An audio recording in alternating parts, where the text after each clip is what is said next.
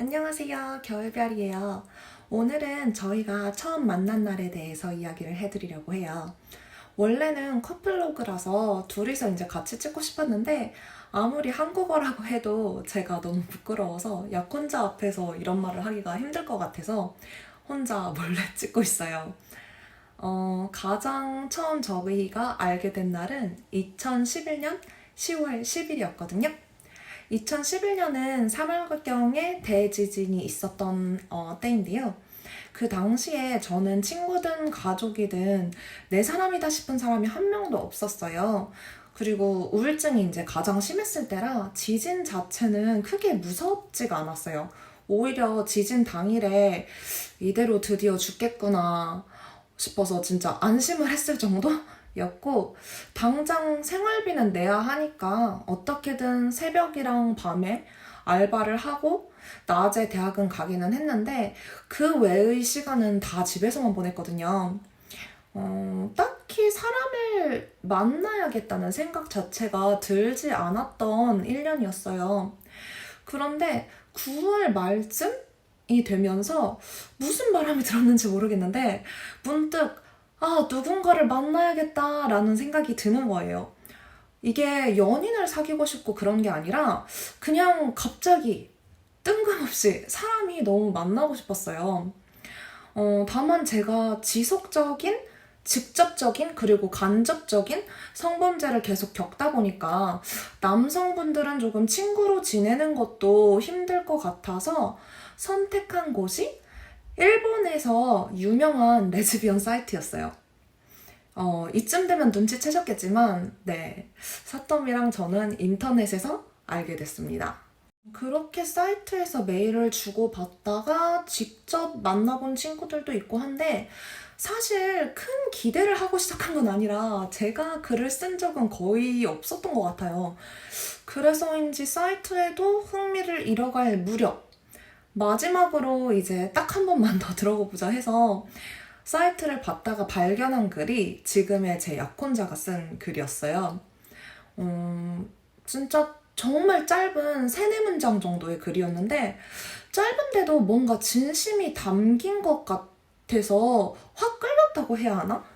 왜 그런지는 모르겠는데 좀 일본의 레즈비언들은 남자랑 결혼한 사람들도 많고 또 그냥 친구를 모집하는 건데 상대방의 경제력에 뭐 외모까지 묻는 사람이 많더라고요. 그러면서 또 자기는 잘난 것도 없어.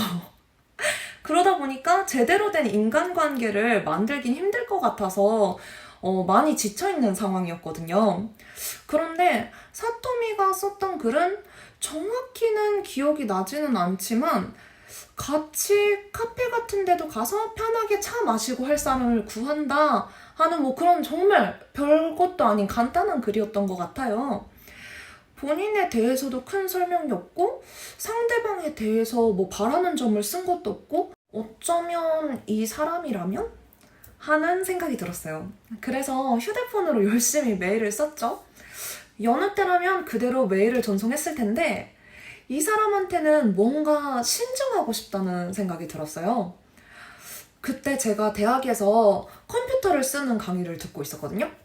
근데 막 강의가 시작이 돼서 끝나면 다시 한번 이 사람이 쓴 글을 정독을 하고 메일을 보내야겠다라고 생각을 했죠. 어차피 메일은 다 써뒀고 메일 주소도 제가 미리 쳐놔가지고送신 버튼만 누르면 됐거든요. 그래서 그대로 휴대폰을 덮어두고 수업을 들었어요. 당시에 일본 휴대폰으로는 문자가 아니라 이제 메일을 주고받았거든요. 그래서 휴대폰을 이렇게 덮어도 폴더폰인데 휴대폰을 덮어도 한국처럼 문자가 막 사라지고 그러지는 않았어요. 진짜 지금의 스마트폰처럼 인터넷 사이트도 막 폴더형 휴대폰에서 다 볼 수 있었거든요.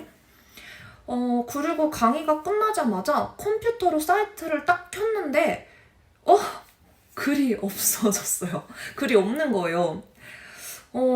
그 순간 별의 별 생각이 다 들더라고요. 벌써 좋은 사람이 생겼나? 아니면은 사람들한테 연락이 너무 많이 와서 지웠나?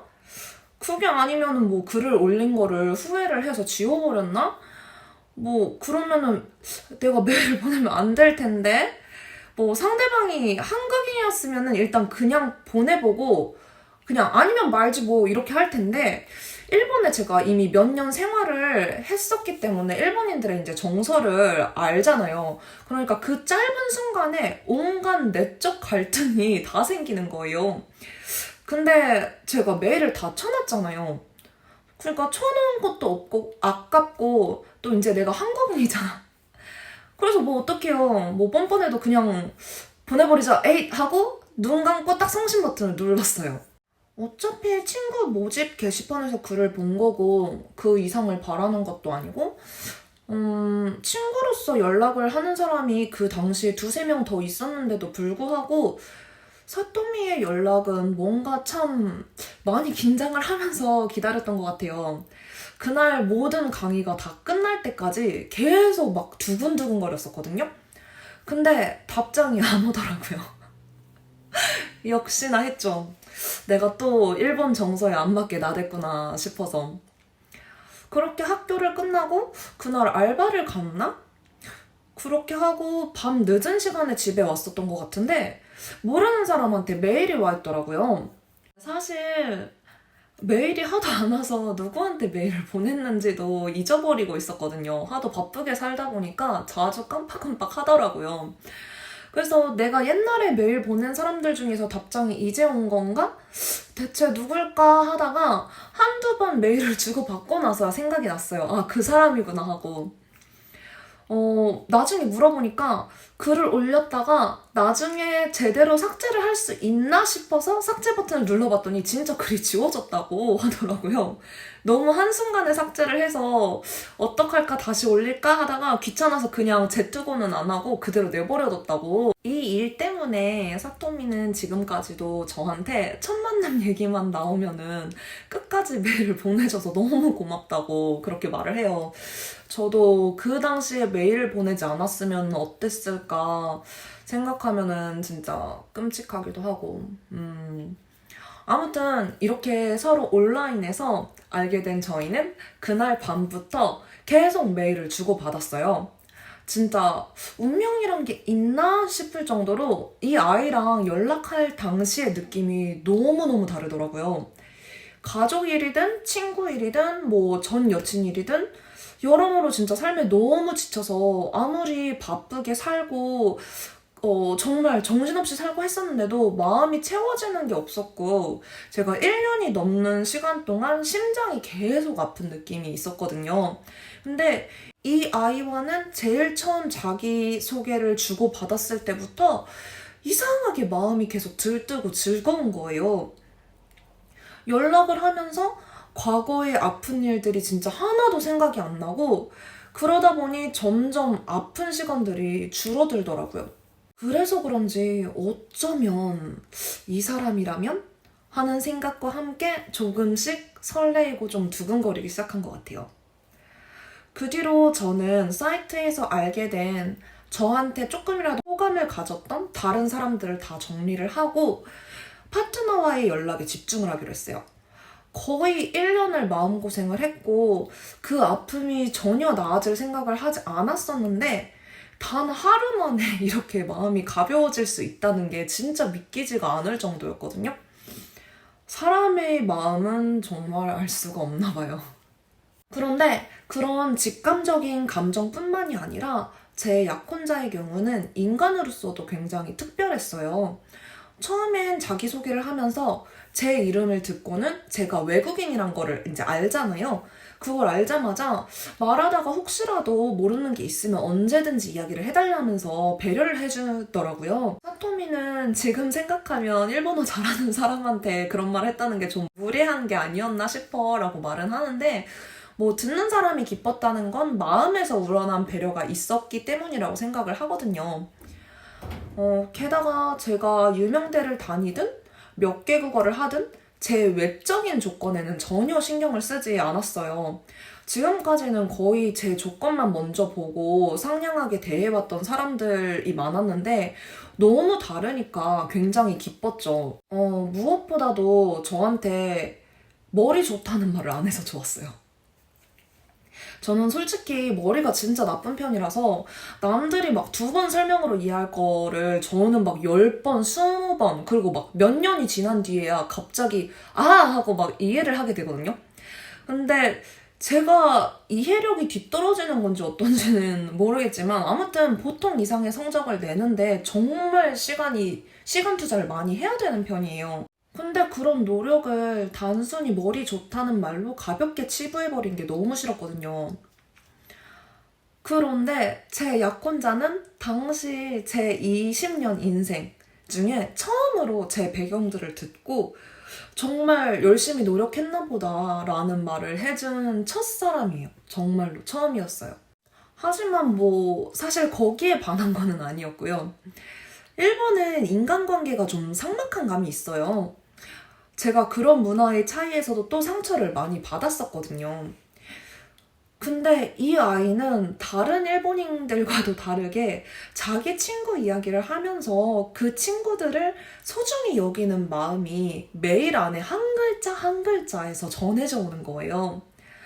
그때부터 이 사람을 좋아할지도 모른다라는 생각이 들었죠.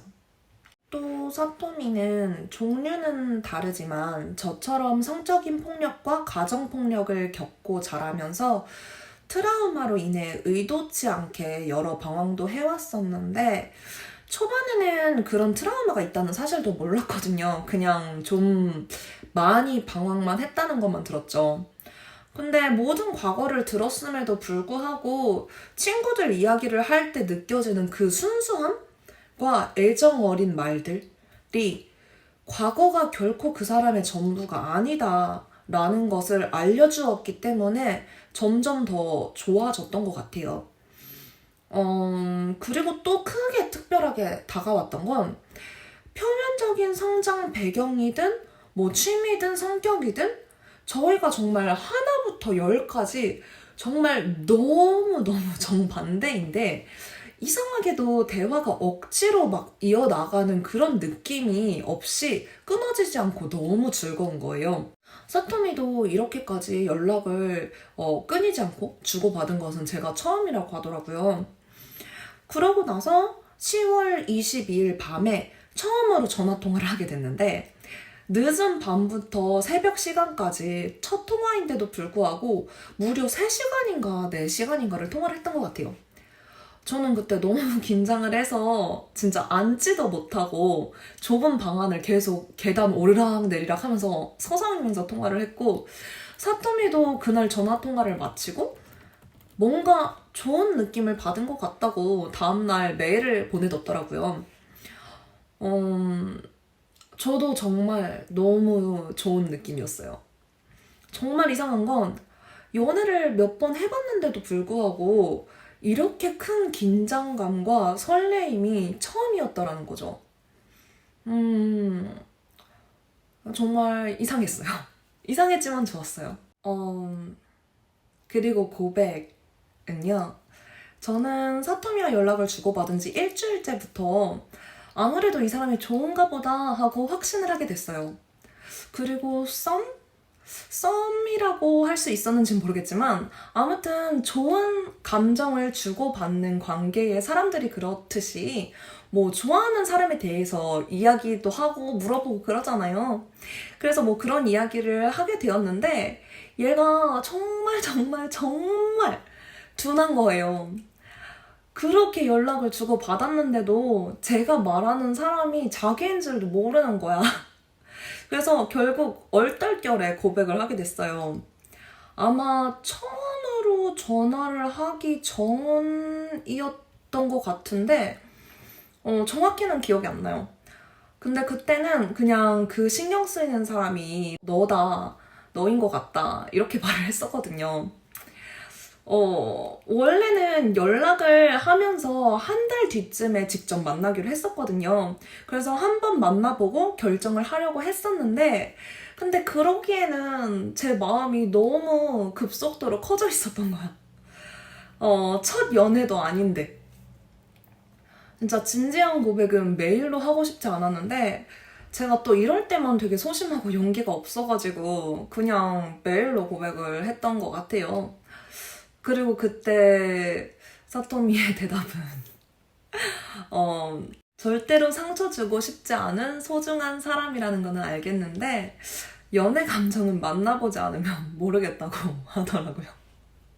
어, 뭐 당연한 거죠. 저는 그 당시에 뭐 잃을 게 없는 사람이었으니까 그냥 될 대로 되란 식으로 마음을 전했던 것 같아요. 어차피 더 잃을 것도 없는데 뭐 그냥 얼른 고백해버리고 인연이 아니면 빨리 끊어내야지 하는 그런 마음? 아무튼 그런 어정쩡한 대답을 듣고는 다음날부터는 그냥 이 아이가 좋아하는 연예인 얘기를 하거나 평범한 일상 이야기를 주고받았는데 제가 또 성격이 워낙 급하고 못돼 먹어가지고 도중에 갑자기 진짜 뜬금없이 너랑 연락 안 해? 이러고 연락을 끊어버렸어요.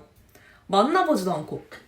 진짜 다음날 모닝콜도 해주기로 했었는데 제가 느닷없이 연락을 안 하니까 이 사람도 뭐 조급한 마음이 들었는지 뭔지 제가 학교에 있는 동안 메일을 몇 통 정도 보내오더라고요.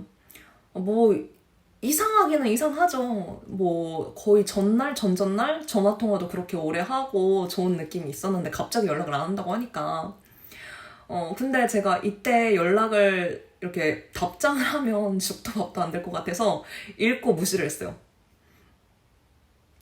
그렇게 조금 시간이 지나고 나니 전화가 걸려오더라고요. 그때가 딱 공강 시간이라 친구랑 밥을 먹고 있었거든요.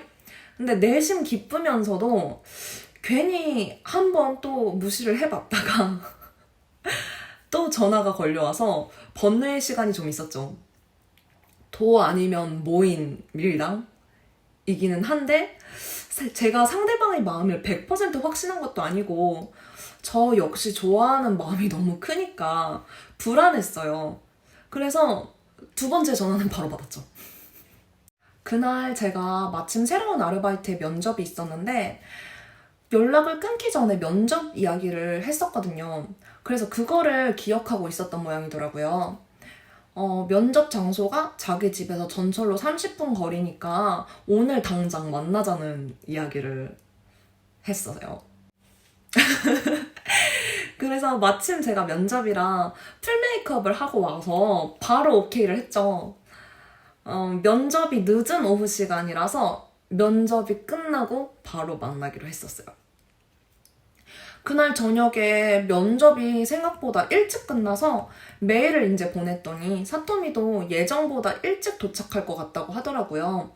만나기로 한 곳이 칸다역이었는데 마침 거기에 유명한 푸딩집이 있었거든요. 근데 사토미가 이제 디저트를 너무너무 좋아하잖아요. 그래서 뭐라도 줘야겠다 싶어서 푸딩집에서 푸딩 세트를 사고 처음에 무슨 말을 할지 어떻게 인사를 할지 막 엄청 고민을 하면서 역 앞에서 사토미를 기다렸죠. 그리고 얼마 지나지 않아 도착했다는 메일과 함께 옷차림 설명이 왔어요. 이날 정말 처음으로 메일 열어보기가 성적표보다 무서울 수도 있다는 걸 깨달았잖아요. 그렇게 안절부절하면서 역 앞에서 서성이고 있는데 사진에서 봤던 거랑 비슷한 사람이 나오더라고요. 사진보다는 훨씬 더 샤프하고 쿨한 이미지라서 조금 놀라기는 했는데 상대방도 저를 알아보는 것 같았어요. 첫 만남의 첫 인사를 제가 무슨 말을 했냐면요. 그래. 푸딩 건네주면서 이거. 진짜 뻘쭘하다는 거는 이럴 때 쓰는 말이구나 싶었죠. 준비했던 말 뭐 이런 게 그냥 다 날아가더라고요.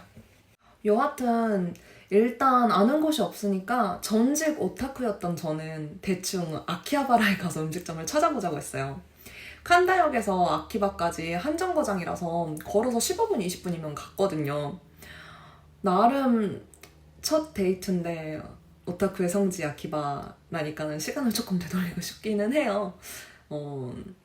아니 오타쿠가 나쁘다는 게 아니라 저는 오타쿠여서 그런 걸 좋아했지만 상대방은 전혀 그런 게 없는 일반인이었으니까 데이트로는 조금 그랬죠.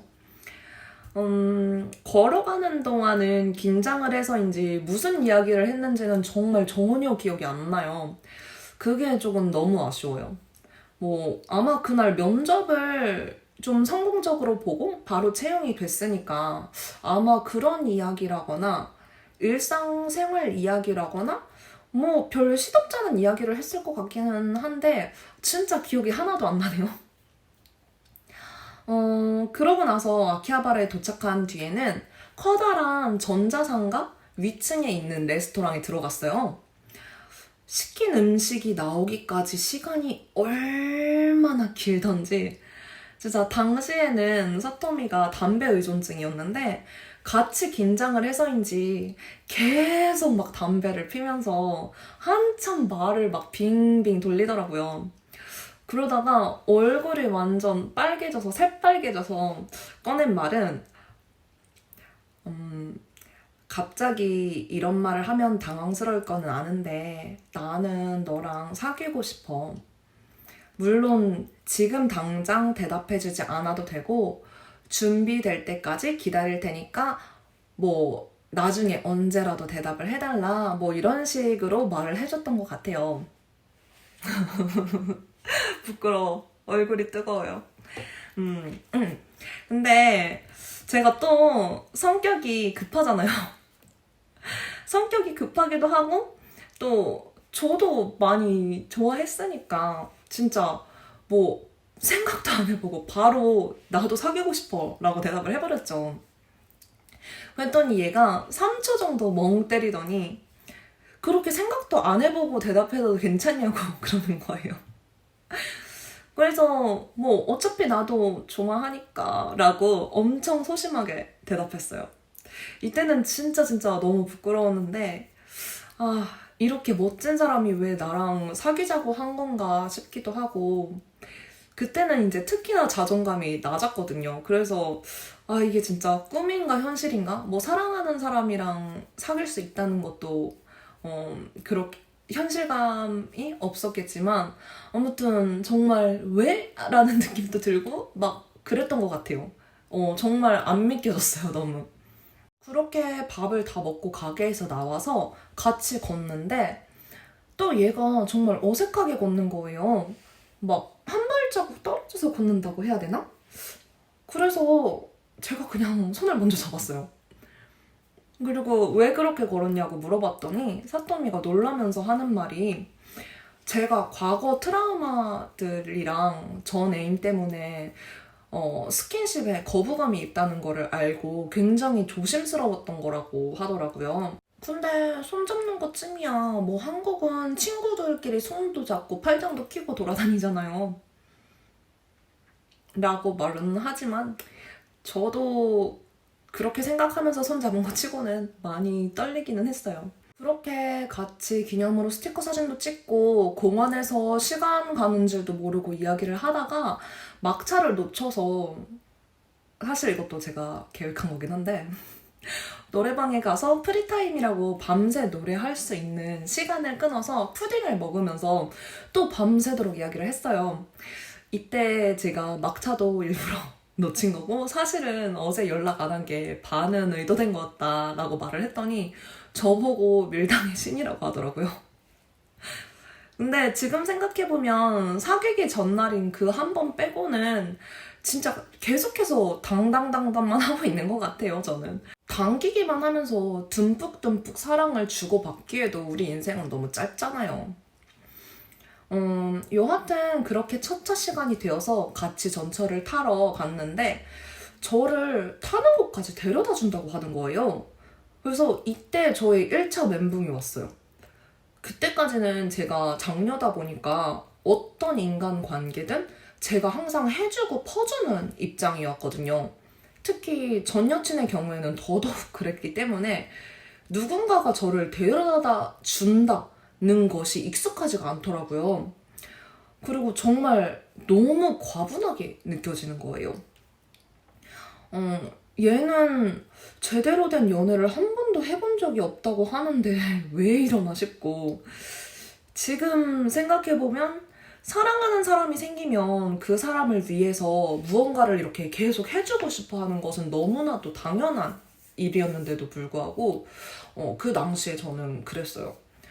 아무튼 저는 그래서 지금 이 사람을 만나기 전까지는 정말 주는 것에만 익숙했던 것 같아요. 주고받는 것이 훨씬 행복하다는 거 역시도 제가 이제 처음 느껴본 감정이었죠.